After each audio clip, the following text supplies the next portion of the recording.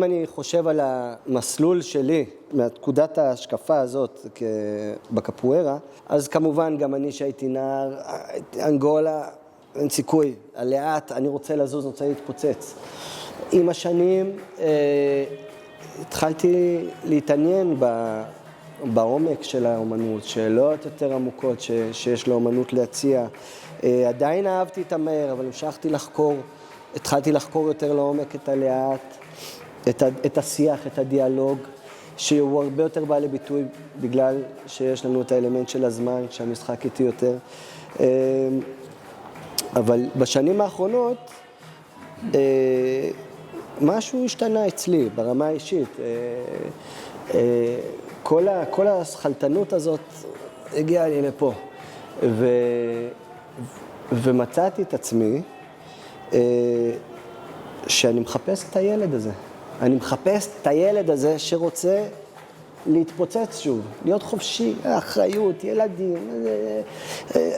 אני רוצה שוב את הילד הזה. והאם הילד הזה, האם אפשר לחזור אליו באותה הצורה, כמו שהיה? אפשר לחזור אליו, אבל לא אותו דבר, אתה חוזר אליו ממקום אחר. אתה חוזר אליו ממקום בוגר, אבל למצוא אותו שוב, זה משימה, אני חושב שהיא באה בשלב המאוחר יותר של החיים, למצוא מחדש את הילד הזה, והקפוארה היא הכלי שלי.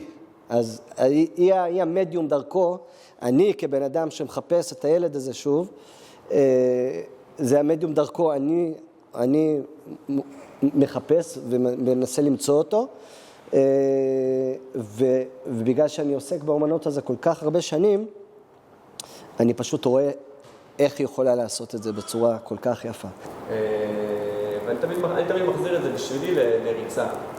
בן אדם שרץ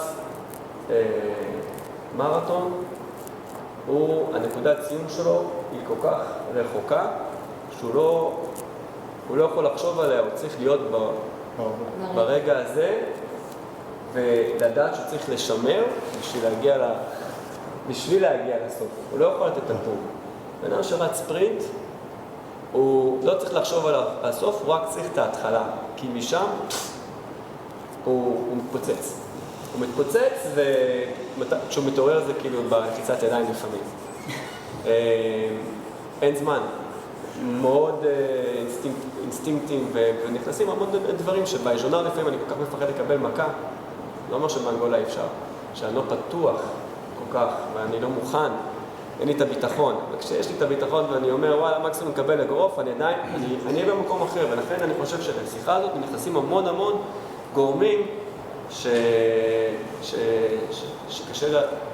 לכמת אותם, אבל אני חושב שביטחון תנועתי של השפה, ביטחון במי שאני, הקפוארה, ביטחון לא לקבל מכה, ביטחון ליפול ולקום עם ראש נורא מפחד שצחקו עליי, כמה שאני יותר חופשי נכנס, ישנה לי מאוד, גם באנגולה וגם באז'ונר, הוא ישנה את הכל.